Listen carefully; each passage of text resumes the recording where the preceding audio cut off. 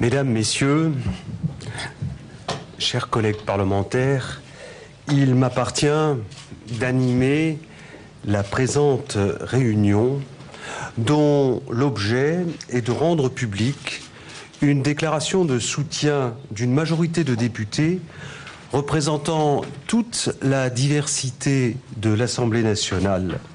Cette déclaration appelle le gouvernement français à reconnaître la résistance contre la dictature religieuse en Iran et à envisager d'établir un dialogue avec le Conseil national de la résistance iranienne. Cette initiative parlementaire, qui revêt une importance particulière dans les conditions actuelles au Moyen-Orient et du printemps arabe, intervient dans la semaine où les juges d'instruction antiterroristes ont annulé, au bout d'une procédure qui a duré 10 ans, les accusations de terrorisme ou de financement de terrorisme portées à l'encontre de 24 membres sympathisants du Conseil national de la résistance iranienne.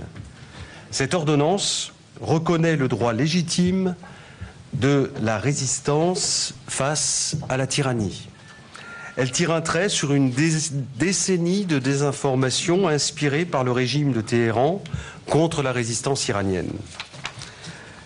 Monsieur le Président, Mesdames et Messieurs les parlementaires, Mesdames et Messieurs, chers amis, permettez-moi d'abord de remercier le Comité parlementaire pour un Iran laïque et démocratique pour cette initiative de grande valeur.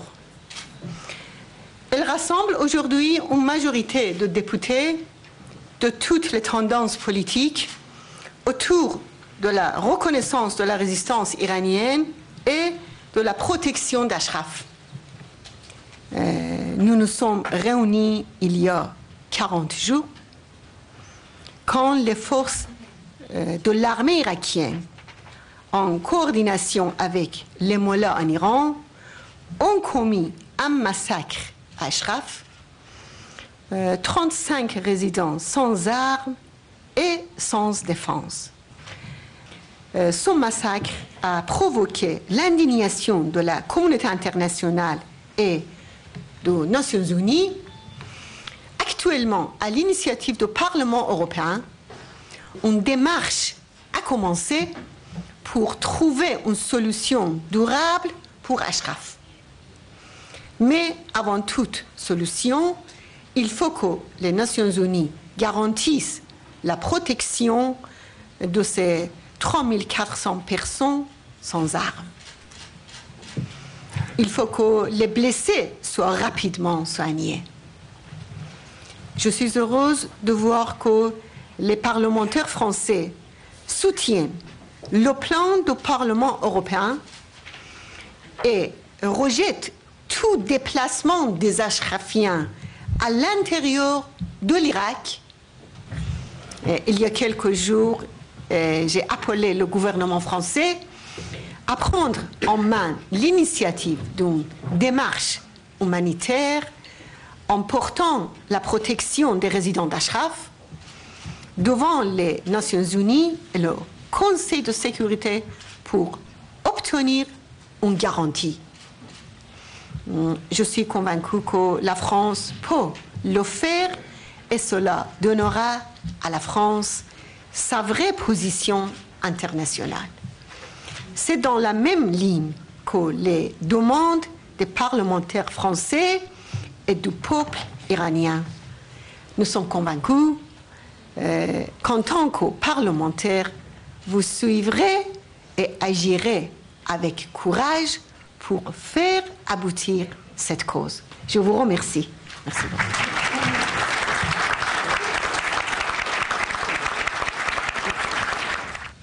Il a fallu des années de batailles incessantes, des dérives, des expertises, d'autres mises en examen sur des faits secondaires, pour que finalement la justice française, d'abord avec des réquisitions conformes du procureur de la République, je tiens à le dire, demandant effectivement que les mises en examen pour terrorisme soient abandonnées, puis une décision du juge d'instruction, estimant que certes il était saisi d'un certain nombre de faits, mais que la qualification terroriste était impossible à retenir.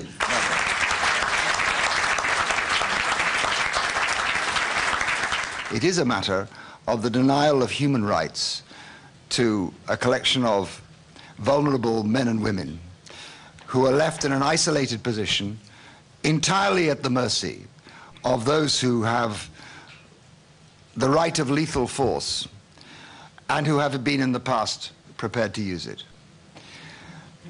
There is a legal issue here, but there is a claim, personally, I am persuaded about it, that these people, the inhabitants of Ashraf, have the protection of the Fourth Geneva Convention. But unfortunately, it seems to me that the influence that ought to be being used by Washington over the actions of the Iraqi government is having no effect. That is where the blame lies, and we all know why. We all know why, because the Iraqi government has thought it necessary for it to become the instrument of the policy of repression from Tehran. And I hope that the United States, who I believe, I say again, are seeking to find an appropriate solution to this, will understand that no such appropriate solution can be reached unless they can restrain the hands of the government of Mr. Maliki. That has to be done. So I would like to, if I may, Madam Rajavi, Mr. President, sketch out what I think might be a possible way forward. The first is that there cannot be any compulsory resettlement. There cannot be a compulsory resettlement. Those who argue that this would lead to circumstances that could produce a greater and further tragedy, I think, are right. There can be no compulsory resettlement. The second is that before there are any negotiations, the appalling repressions exercised on the people living in Ashraf have to be lifted. There have to be visitors able to go there. There has to be an ability for doctors to get through to the wounded. Absent of those conditions, I cannot see how sensible negotiations could take place. Now, I would hope that the United Nations would provide observers in this camp. They certainly should. But I'm informed that the United Nations will not go there because it is too dangerous. The United Nations will not go there because it is too dangerous. I thought the United Nations' job was to protect people against danger, not itself to protect itself against danger. And I find it simply impossible why, if there are international observers to be there, it should not be the United Nations.